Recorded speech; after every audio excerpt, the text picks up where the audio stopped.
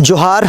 अभी मैं मौजूद हूँ रांची में जो नवनिर्मित स्मार्ट सिटी बन रही है और बीते 2 सितंबर को यहाँ पे जो रह रहे सुहानी और डेविड का घर यहाँ धराशायी हो गया। आप मेरे पीछे कुछ दृश्य आप देख सकते हैं जो कि पिछले 1 साल पूर्व में जब यहाँ पे घर तोड़ा जा रहा था उस समय भी कुछ वीडियो वायरल हुई थी, लेकिन सरकार हरकत में नहीं आई। पुनः इस बार 2 सितंबर को जब यहाँ पे घर तोड़ा जा रहा था बुलडोज़र, दो बुलडोज़र लगा के, और उस दौरान यहाँ जो दृश्य था वो बहुत ही हृदय विदारक दृश्य थी। आप सभी ने वो वीडियो देखे होंगे। पिता ऊपर थे, बेटी नीचे थी और बुलडोज़र घर तोड़ रहा था। और अभी जो दृश्य देख रहे पूरा ये दृश्य, ये जो उनका घर है ये पूरा मैदान बन चुका है। हमारे साथ अभी मौजूद है डेविड जी, जिनका घर टूट चुका है इस स्मार्ट सिटी का प्रोजेक्ट में। हम जानना चाहेंगे डेविड जी, आपका अबुआ बिहार में स्वागत है। आपका घर यहाँ पे बुलडोज़र लाया गया और बुलडोज़र के द्वारा तोड़ भी दिया गया, और हम देख सकते हैं कि पीछे जो है कि तिरपाल लगा हुआ है। शायद आप अभी कहाँ रह रहे होंगे, आप बयां कर पाएंगे। लेकिन इसके बाद से सरकार हरकत में आई। सरकार ने आपको, माननीय हेमंत सोरेन ने आपको मिलने के लिए भी बुलाया। उन्होंने क्या कहा? देखिए, यहाँ पे उस दिन हम लोग घर टूट रहा था, उससे पहले जैसे नोटिस वहाँ आया था हम लोग का, तो समय कम की वजह से और जिस दिन वहाँ से नोटिस आया था उसके 4 दिन बाद हमको नोटिस मिला, ठीक है। फिर उसके 2-3 ही दिन बाकी था, तो उसके बीच में हम एक आवेदन दिए डीसी को, और डीसी से वहाँ दस्तखत करके वहाँ का मोहर लगवा करके लेके आए और फिर थाना को भी दे दिए, सूचित कर दिए थे। उस बीच में ये लोग 2 तारीख के मतलब 2 सितंबर उस दिन आए और अचानक मतलब हम लोग सब लोग काम में निकले हुए थे। फिर पता चला यहाँ गांव के लोगों से कि यहाँ आए हुए हैं, और अचानक इस तरह से वो लोग को हम आवेदन भी दिखाए। अब वो आवेदन का भी वो लोग मानने को तैयार नहीं है। थाना प्रभारी को भी वो दिखाए, वो भी नहीं माने। वो मजिस्ट्रेट थे, उनको भी दिखाए, वो भी बोले कि नहीं, डीसी का आदेश है, ऐसा। तो फिर अचानक से ये लोग घर तोड़ने लगे। तो फिर हम वही बोले कि इतना कुछ ऐसा समय भी नहीं। और उस बीच में क्या, इससे पहले भी नोटिस आ चुका था।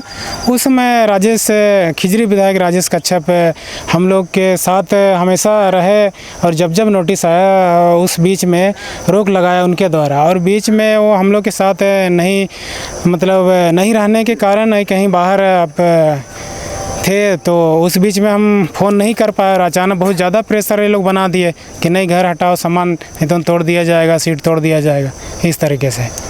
तो आपको किस तारीख को नोटिस दिया गया, और नोटिस में क्या लिखा था कि फलना तारीख को मुझे 2 सितंबर को आपको खाली करना है ज़मीन? ये 20 तारीख को नोटिस आया था और 27 तारीख तक खाली, मतलब 20 तारीख को वो लोग नोटिस साइन किए थे, उन लोग का साइन में देखे, और हम लोग के हाथ में 24 तारीख को मिला। और वो 24 तारीख और 27 तारीख को अंतिम डेट था सामान खाली कर देना। नहीं तो आएंगे बीच में हम लोग 27 तारीख को सामान बिल्कुल खाली चाहिए, और नहीं तो फिर हम लोग बुलडोज़र चला देंगे। तो फिर वही 2 सितंबर को आया, अचानक से इस तरह से ध्वस्त कर दिए। फिर हम लोग बहुत सारा अर्जी किए और फिर भी वो लोग नहीं माने, घर तोड़ दिए। और फिर अब काफ़ी यहाँ मतलब ज़्यादा ही मतलब सामान को बिखार दिए थे, और हम लोग बस्ती के लोग विरोध किए। तो अब इसी बीच अब करीब सभी तरफ खबर हो चुकी थी, लाखों लोग इस वीडियो को देख चुके थे। अब फिर शाम में उन्हीं के तरफ से कोई भैया लोग थे, विनय उरांव, उनके तरफ से फ़ोन आया कि हमको डीसी का जो आवेदन दिए थे वो और नोटिस हमको फॉरवर्ड कीजिए, हम मतलब मंत्री लोग से बात कर रहे हैं। फिर उन्हीं के पहल से फिर हम लोग को रातों रात बात किया गया, और फिर सुबह तक बोले कि मुख्यमंत्री से मिलने का मतलब बात रखे हैं, इस तरीके से। और वही 11 बजे के आसपास टाइम दिया गया था। तो उस बीच में बाबूलाल मरांडी भी आए, वो भी मतलब बहुत अच्छी बात है कि वो ऐसे न्यूज़ को देख करके आए और जो भी बात अपना रखे, और मतलब अच्छा लगा। अच्छा, आपके बीच में जब यहाँ पे ये घटनाएं हो रही थी और तमाम मीडिया चैनल भी यहाँ पे पहुँचे हुए थे, उन्होंने कवरेज भी किया जिसको लोगों ने देखा, और देखने के उपरांत जैसे सीएम संज्ञान में लिए या फिर किसी के द्वारा संज्ञान में लिए, आप लोगों को कैसे पता चला कि सीएम साहब आप लोगों को मतलब मिलने के लिए बुलाए हैं?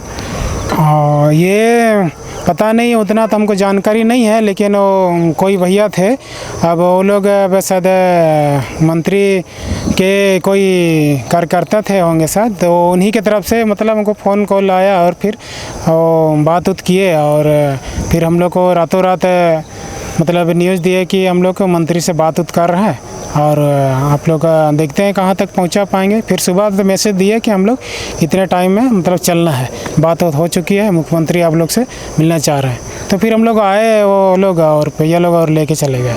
तो मुख्यमंत्री से आप सबों ने मुलाकात किए, उन्होंने क्या आश्वासन दिए कि आपको यहाँ पे रहना है नहीं रहना है, क्या आश्वासन दिए? नहीं, वो भी बोले कि यहाँ घर तो अब टूट चुके हैं और अभी आप लोग जहाँ मतलब रहना चाहते हैं वहाँ हम मतलब सुरक्षित मतलब सब सारा सुविधा के साथ रख सकते हैं। अगर आप लोग चाहते हैं कि मतलब शिफ्ट होना तो फिर आप लोग शिफ्ट करा देते हैं। तो हमने बोला कि नहीं, हमको फ़िलहाल अभी इसी बस्ती में रहने के, बस्ती में ढेर सारे लोग हैं, फिर बैल बकरी सारे लोग हैं, ऐसे फिर भी बोल रहे थे कि हम आप लोग को इधर जगन्नाथपुर साइड में कहीं मतलब आवास बनी हुई है उस जगह में मतलब आप लोग को शिफ्ट कराने। तो हम बोले नहीं, हम लोग को उसी जगह वहाँ हम लोग का मसना उसना भी है। तो फिर हम बोले कि अभी किसी तरह से वहाँ एडजस्ट होते हैं और जो भी है हम लोग का जो भी मांग है वो चीज़ पूरा किया जाए। तो फिर हम लोग तो क्या बोले कि अभी तो पूरा समतल मतलब पूरा मैदान बन चुका है और तिरपाल भी लगी हुई है, आप लोग कहाँ रह रहे हैं? अभी तो यहाँ बगल में जो बस्ती नीचे तरफ है उसी बस्ती में सामान वगैरह रखे हैं और मतलब बट के मतलब हर एक कोई का घर में एक एक आदमी करके अभी फ़िलहाल सो रहे हैं। अच्छा, और खाना पीना वैसे ही खा रहे हैं? खाना पीना उन्हीं लोग के घर में खा रहे हैं। अभी तो सारा सामान बिखर गया इधर उधर, अब कहाँ कहाँ हो गया।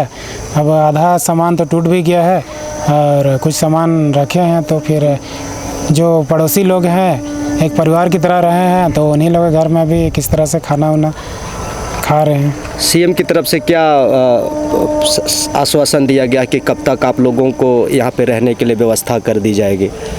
ये तो अभी बोले हैं कि मतलब अभी जब तक आप लोग का व्यवस्था नहीं होगी तब तक यहाँ काम मतलब रुका रहेगा और जो भी घर है वो घर अभी नहीं तोड़ा जाएगा।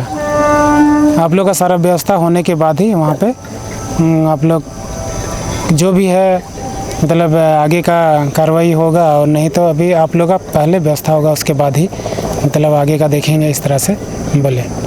और कुछ वैसे बात प्रतिनिधियों के द्वारा, कोई वैसे मंत्री नेताओं के द्वारा कि आपके समक्ष बाबूलाल मरांडी के अलावा भी कोई ऐसे लोग आए जिनके मार्फत से लगा कि हाँ अब हम लोगों के लिए कुछ बेहतर होने वाला है? हाँ, इसमें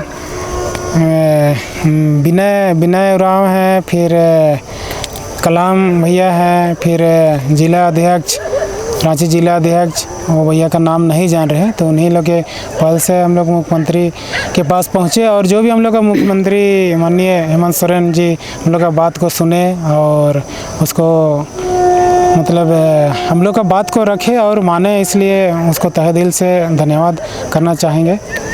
क्या लगता है जैसे पिछले बार भी जब 1 साल पूर्व जब घटना घटी थी तो उस समय भी इस तरह से बहुत सारे लोग आए, मंत्री लोग, विधायक लोग, आपके जो सांत्वना सिंपैथी जताने के लिए, लगा कि अब आप लोगों का घर नहीं टूटने वाला है, लेकिन आके तोड़ ही दी, आज मैदान बन गया।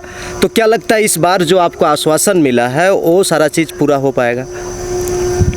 पूरा अब देखते हैं। अब इतना कुछ बोल दिए हैं मंत्री जी, अब माननीय हेमंत सोरेन, और फिर अब जाहिर हो रहा है, मतलब पूरा होगा। और जिस दिन घर टूटा उस दिन शाम में विधायक राजेश कच्छप जी से भी बात हुई थी, तो वो भी बोले कि आप लोगों को पहले खबर था, हम दूर में हैं, तो क्या था, एक फ़ोन करने से बात आगे बढ़ाया जा सकता था। जब इतना दिन हम रोक सके, सारे आपके नोटिस और जो अभी आदेश आया था उसको रोक सके, तो फिर आगे भी रोका जा सकता था। क्या लगता है दीदी आप लोगों को कि अभी जो सीएम साहब ने आप लोगों को आश्वासन दिए हैं, तो क्या लगता है कि आप लोगों का जो मांग है वो पूरा हो पाएगा? देखिए, अब यहाँ तो बहुत सारे विधायक और मंत्री सब आए थे देखने के लिए, लेकिन अब मुख्यमंत्री से डायरेक्ट हम लोग बात किए, तो थोड़ा बहुत अभी उम्मीद है कि हम लोग का जो मांग है वो सब पूरा किया जाए और हम लोग को फ़िलहाल कहीं पे बसाया जाए। कितने लोग गए थे मुख्यमंत्री के पास? 5 लोग यहाँ से गए थे। आपके बस्ती से 5 लोग गए जी थे। और मतलब सप्रेम आप लोगों से भेंट किए और आप लोगों का बात सुने। जी। जैसा आप डेविड एन को सुन रहे थे और उन्होंने साफ शब्दों में कहे कि सीएम साहब ने उन्हें एक समय देके उन्हें बुलाया और अपनी जो व्यथा थी इन्होंने सुनाए, और कहीं ना कहीं उन्होंने एक आश्वासन दे रखे हैं कि यहाँ जो काम हो गया वो बस काम ही तक सीमित रहे और पुनः कोई आगे काम ना हो जब तक इन लोगों के लिए स्थायी जगह निर्धारित नहीं की जाती, तब तक ये इस तरह से यहाँ पे किसी तरह से काम नहीं होगी। अब देखने वाली ये बात है कि ये जो लंबे अरसे से ये संघर्षरत है और ये छोटे छोटे घरों में ये लोग रह रहे हैं, आज जो इनकी स्थिति है, इनका अपना घर नहीं है, अपना आशियाना नहीं है, ये किन्हीं दूसरे के घरों में रहने के लिए मजबूर है, दूसरे के घरों का चूल्हा का खाना खाने के लिए मजबूर है। ये जो स्थिति है इन लोगों के साथ कितनी दिन बनी रहती है, ये भी देखने वाली बात है और समझने वाली भी बात है। और आप देख सकते हैं जब मीडिया कोई चीज़ कवरेज करती है तो लोग भी हरकत में आते हैं, अन्यथा कोई भी इनकी तरफ नज़र उठा के नहीं देखते हैं। इसीलिए हम लोग भी कहना चाहते हैं कि ये जो आज जो यहाँ के जो मूल बासिंदा लोग हैं, यहाँ के जो मूल रैयत लोग हैं, जो आज से वर्षों पूर्व इन्होंने देश निर्माण के लिए अपनी ज़मीन को, इस जगह को दान में दे दी थी, आज उन्हीं को कहीं ना कहीं बेदखल किया जा रहा है। ये बहुत ही दयनीय स्थिति है और ये अक्सर इस देश के आदिवासी मूलवासियों के साथ हमेशा होते आ रहा है। और जो अफसर ग्रेड के जो लोग हैं ऐसे निचले तबके के लोगों को हमेशा कुचलने का प्रयास करते हैं। अब ये लोकतंत्र है, लोकतंत्र का एक स्तंभ हमारा पत्रकारिता के माध्यम से हम लोग दिखा रहे हैं।